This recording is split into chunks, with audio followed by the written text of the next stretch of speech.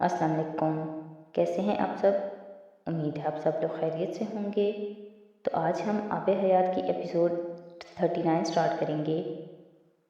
और अगर ये सब ना हुआ होता तो फिर तुम मेरे बजाय किसी और लड़की से शादी कर लेते, मसलन रमशा से।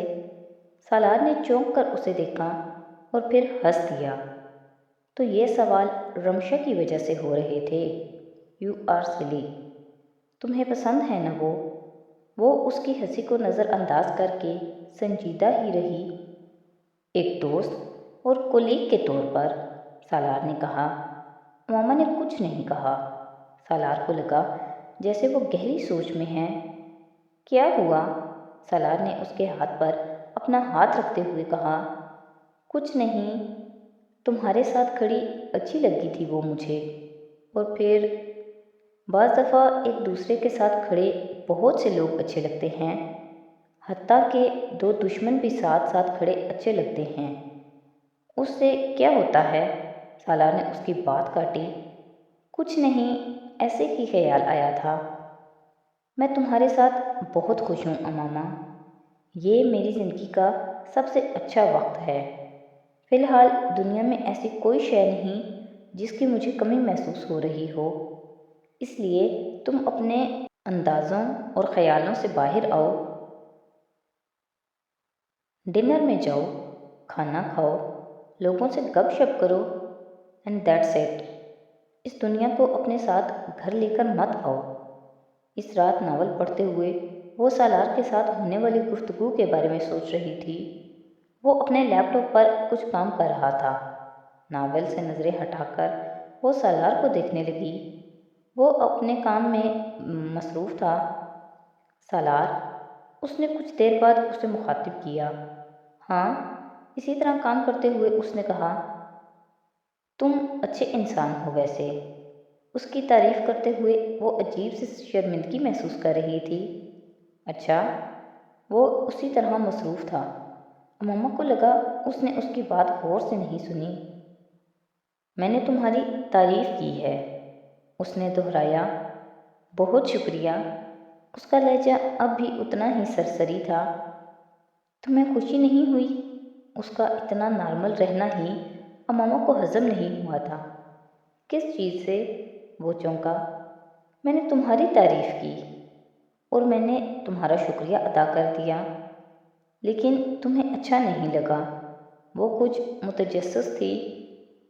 क्या अच्छा लगता मुझे? मेरी बातें सुनकर मुझे अच्छा आदमी कह रही हो। अमल देखकर कहती तब खुशी होती मुझे, और फिलहाल मैं ऐसा कोई अमल तुम्हें पेश नहीं कर सकता।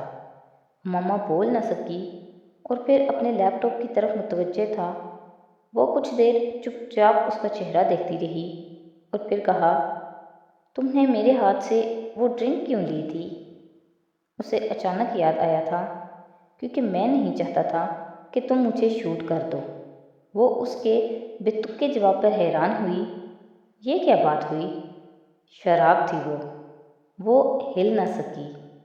सॉरी, सालार ने स्क्रीन से नज़रें हटाते हुए उससे माजरत की। मम्मा का रंग उड़ गया। इन पार्टीज़ में हार्ड ड्रिंक भी होती हैं? सोशल ड्रिंक समझी जाती है वहाँ। वो संजीदगी से उसे बताते हुए दोबारा स्क्रीन की तरफ मुतवज्जे हुआ।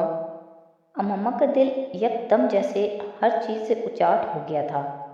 उसने ज़िंदगी में पहली बार शराब देखी थी और शराब हाथ में ली थी। अगर वो सालार के साथ खड़ी ना होती तो शायद पी भी लेती। उसका शौहर इन पार्टीज़ में जाने का आदी था, और वो वहाँ किस हद तक इज्तनाब कर पाता था, करता भी था या नहीं। उसका एतमाद फिर टरकने लगा था। वो चंद हफ्तों में किसी का किरदार नहीं जान सकती थी, वो भी तब जब वो उसे शादी के इस पहले महीने में मुकम्मल तौर पर मुतासर करने की कोशिश कर रहा था। चंद लम्हे पहले दिल में सालार के लिए नमूदार होने वाला एहतराम सेकंड्स में गायब हुआ था। वो जिस शीशे से उसे देख रही थी वो फिर धुंधला गया। उसकी समझ में नहीं आया कि वो सालार से अगला जुमला क्या कहे। वो अपनी ईमेल्स की तरफ मुतवज्जे हो चुका था। वो उठकर कमरे से बाहर निकल आई। دوسرے بیڈ روم کے واش روم میں آ کر وہ بے مقصد اپنا دایاں ہاتھ رگڑ رگڑ کر دھوتی رہی۔ وہ احمقانہ حرکت تھی، لیکن اس وقت وہ اپنی ڈپریشن ختم کرنے کے لیے اور کچھ نہیں کر سکتی تھی۔ وہ بے مقصد گھر کے ہر کمرے میں پھرتی رہی۔ نیند اس کی آنکھوں سے مکمل غائب ہو چکی تھی۔ اللہ سکون کے آسمان کو اندیشوں کی زمین کے بغیر کیوں نہیں کھڑا کرتا؟ اس نے سوچا۔ وہ تاریکی اور سردی میں کتنی ہی دیر ٹیرس کی ریلنگ کے پاس کھڑی رہی، وقت کا احساس نہیں ہوا۔ تم کیا کر رہی ہو یہاں؟ اپنے عقب میں سالار کی آواز نے اس کی سوچوں کے تسلسل کو توڑا۔ وہ کمرے سے اس کی طویل عدم موجودگی کی بنا پر اسے ڈھونڈتا ہوا یہاں آ گیا تھا۔ میں امامہ نے چونک کر پلٹ کر اسے دیکھا۔ میں نیچے دیکھ رہی تھی۔ نیچے کیا ہے؟ سالار نے اس کے قریب آ کر نیچے جھانکا۔ نیچے؟ امامہ کو خود پتہ نہیں تھا۔ نیچے کچھ بھی نہیں۔ سالار نے اس کے چہرے کو غور سے دیکھنے کی کوشش کی۔ وہ اسے غائب دماغ لگی تھی یا پریشان۔ اندر چلیں؟ وہ کچھ کہنے کی بجائے شال ٹھیک کرتے ہوئے اس کے ساتھ اندر آ گئی۔ تم سو جاؤ، میں تھوڑی دیر بعد آؤں گی، اس نے اندر آتے ہوئے سالار سے کہا۔ میں کچھ دیر ٹی وی دیکھوں گی۔ سالار ٹھٹک گیا۔ امامہ ریموٹ ہاتھ میں لے کر اب ٹی وی آن کر رہی تھی۔ شادی کے بعد پہلی بار وہ ٹی وی دیکھنے میں اتنی دلچسپی ظاہر کر رہی تھی۔ ٹی وی پر کوئی خاص پروگرام آ رہا ہے؟ اس نے پوچھا۔ نہیں، ویسے ہی دیکھوں گی، امامہ نے اس کی طرف دیکھے بنا کہا۔ وہ چاہتی تھی کہ وہ چلا جائے۔ وہ جانے کی بجائے صوفے پر اس کے قریب آ کر بیٹھ گیا۔ اس نے امامہ کے ہاتھ سے ریموٹ لے کر ٹی وی آف کر دیا۔ امامہ نے کچھ جذ بذ ہو کر اسے دیکھا۔ میں شراب نہیں پیتا امامہ، میں یہ پھل چکھ چکا ہوں۔ اس کا ذائقہ کیا ہے؟ اس کا اثر کیا ہے؟ میں دونوں سے واقف ہوں۔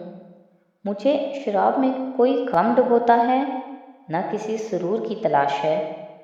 میرے لیے یہ ان گناہوں میں سے ایک ہے جن کو میں چھوڑ چکا ہوں۔ تم ہر روز بس اللہ سے یہ دعا کرو کہ وہ مجھے سیدھے راستے پر سے نہ بھٹکائے۔ وہ اس سے سوال کی توقع کر رہی تھی، جواب کی نہیں۔ وہ کسی سائیکولوجسٹ کی طرح اس کا ذہن پڑھ رہا تھا۔ اب تمہیں ٹی وی دیکھنا ہے تو دیکھو، ورنہ آ کر سو جاؤ۔ Good night. اس نے ٹی وی آن کر کے ریموٹ امامہ کے ہاتھ میں دیا اور بیڈ روم میں چلا گیا۔ وہ اسے دیکھتی رہ گئی۔ سالار کے ساتھ اس گفتگو نے اس کے لیے بہت آسانی پیدا کر دی تھی۔ دوبارہ ڈنر پر جاتے ہوئے امامہ نے وہاں آنے والے لوگوں کو نہیں جانچا تھا۔ اس بار وہ اسے اتنے برے نہیں لگے تھے۔ تم کسی سے کوئی بات کیوں نہیں کرتی؟ وہ شاید چوتھا ڈنر تھا۔ جب واپسی پر رات کو سونے سے قبل کپڑے تبدیل کرتے ہوئے سالار نے اس سے پوچھا تھا۔ وہ ناول پڑھتے ہوئے چونکی۔ کیسی بات؟ کوئی بھی بات، وہ بیڈ پر بیٹھتے ہوئے بولا۔ جب کوئی مجھ سے کچھ پوچھتا ہے تو میں جواب دے دیتی ہوں، لیکن تم بھی تو کسی سے کچھ پوچھا کرو۔ وہ ان پارٹیز میں اس کی مسلسل خاموشی کو نوٹ کر رہا تھا۔ کیا پوچھا کروں؟ تم حال چال پوچھا کرو، پھر فیملی کے بارے میں پوچھا کرو، بچوں کے بارے میں بات کر سکتی ہو۔ فار گاڈ امامہ، عورتوں کو تو یہ بتانا نہیں پڑتا کہ انہوں نے آپس میں کیا باتیں کرنی ہیں۔ وہ اسے بتاتے ہوئے کچھ سٹپٹا گیا۔ اچھا، میں کوشش کروں گی، اس نے کچھ سوچ کر جواب دیا۔ میرا یہی سوشل سرکل ہے، یہی لوگ بار بار ملیں گے تمہیں، انہی میں سے تم نے دوست بنانے ہیں۔ لیکن میں نے دوست بنا کر کیا کرنا ہے؟ اس نے دوبارہ ناول کھولتے ہوئے کہا۔ سالار نے ہاتھ بڑھا کر ناول اس سے لے لیا۔ کتابیں اچھی ہوتی ہیں، لیکن ایک دنیا اس کے باہر بھی ہے، وہ بھی اچھی ہے۔ وہ سنجیدہ تھا۔ وہ اس کا چہرہ دیکھتی رہی۔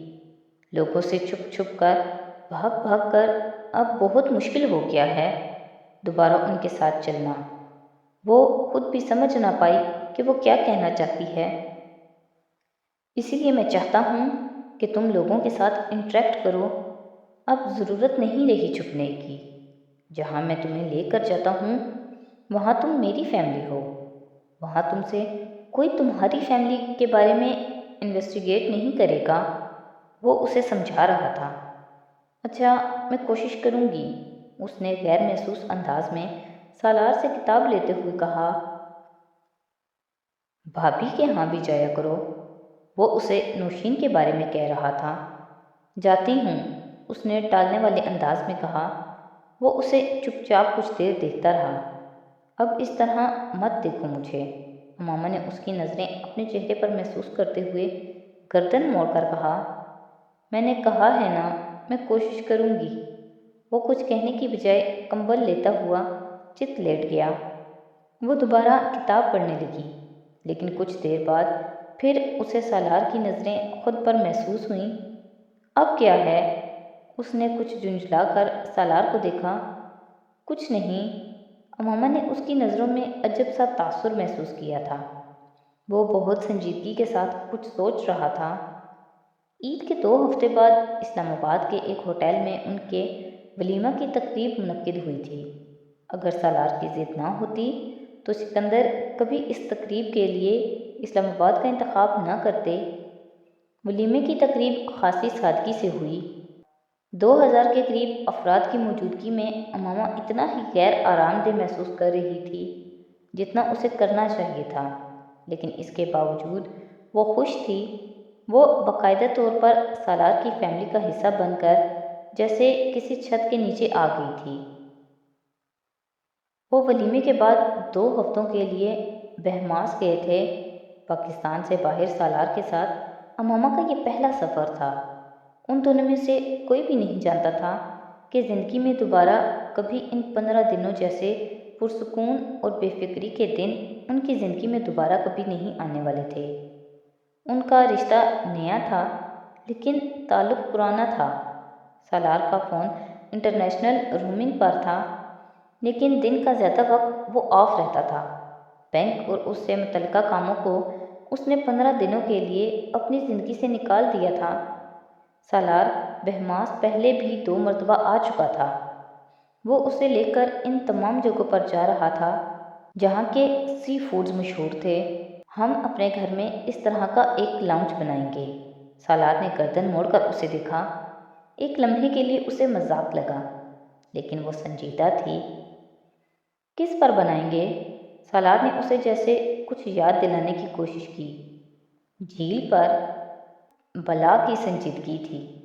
اور جھیل کہاں سے آئے گی؟ وہ ہکا بکا تھا۔ وہ تم بناؤ گے نا؟ وہ اسے دیکھ کر رہ گیا۔ اور اس جھیل میں پانی کہاں سے آئے گا؟ امامہ نے ایک لمحے کے لیے سوچا۔ نہر سے؟ وہ ہنس پڑا، لیکن امامہ نہیں ہنسی۔ پانی کی نہر نکالنا دودھ کی نہر نکالنے سے زیادہ مشکل ہے سویٹ ہارٹ۔ اس نے امامہ کے کندھوں پر بازو پھیلایا۔ امامہ نے اس کا ہاتھ جھٹک دیا۔ تم نہیں بنا کر دو گے؟ وہ سوال نہیں تھا، دھمکی تھی۔ ہم یہاں آ جایا کریں گے، بلکہ اگلے سال میں تمہیں ماریشس لے کر جاؤں گا، پھر اس سے اگلے سال مالدیپ۔ امامہ نے اس کی بات کاٹی۔ نہیں، تم مجھے بنا کر دو گے جھیل۔ امامہ، جھیل کیسے بنا کر دوں میں تمہیں؟ ہاں، یہ ہو سکتا ہے کہ ہم کسی ایسی جگہ پر گھر بنائیں جہاں قدرتی طور پر آس پاس اس طرح پانی ہو۔ سالار نے اسے ٹالنے کی کوشش کی۔ ہاں، یہ ٹھیک ہے۔ اس پر بروقت اثر ہوا تھا اور سالار نے جیسے سکھ کا سانس لیا۔ سالار، تم بہت اچھے ہو، امامہ نے اس کا ہاتھ پیار سے پکڑ کر کہا۔ امامہ، یہ بلیک میلنگ ہے۔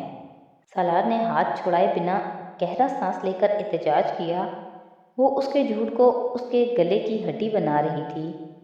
ہاں ہے تو، اس نے بڑے آرام سے کندھے اچکا کر ہنستے ہوئے کہا۔ وہاں دوبارہ امامہ نے باقی دن لاؤنج کا ذکر نہیں کیا اور اس پر سالار نے اللہ کا شکر ادا کیا۔ اسے امید تھی کہ وہ بھول جائے گی۔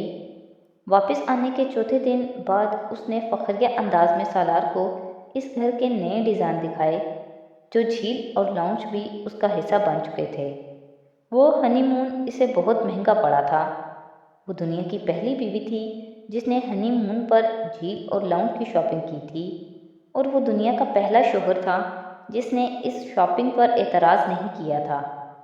ان کے اپارٹمنٹ کی دیواروں پر اب کچھ اور تصویروں کا اضافہ ہو گیا تھا، جن میں سے ایک چیز کامن تھی: ان کے چہرے اور آنکھوں میں نظر آنے والی خوشی اور چمک، اور ان کے ہونٹوں پر موجود مسکراہٹ۔ وہ ایک دوسرے کے لیے بنے تھے، کم از کم وہ تصویریں ہر لحاظ سے یہ ثابت کرنے پر تلی ہوئی تھیں۔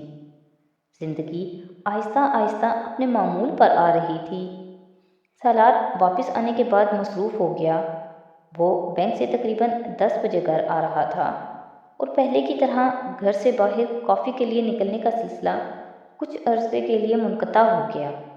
سالار کے اصرار کے باوجود وہ کھانے پہ اس کا انتظار کرتی تھی۔ وہ نوشین کے ساتھ اب وقتاً فوقتاً گھر سے نکلنے لگی تھی۔ اس کی زندگی کا دائرہ اب گھر سے باہر بڑھنے لگا تھا، اور سالار اس چیز کی حوصلہ افزائی کر رہا تھا۔ تو آج کی ایپیسوڈ یہیں پہ ختم کرتے ہیں۔ نیکسٹ ایپیسوڈ کے ساتھ کل پھر حاضر ہوں گے۔ تو اگر آپ کو میری ویڈیوز اچھی لگ رہی ہیں تو پلیز میری ویڈیوز کو لائک کریں، میرے چینل کو سبسکرائب کریں، اور اپنے فیملی اور فرینڈ کے ساتھ شیئر کریں۔ بہت شکریہ۔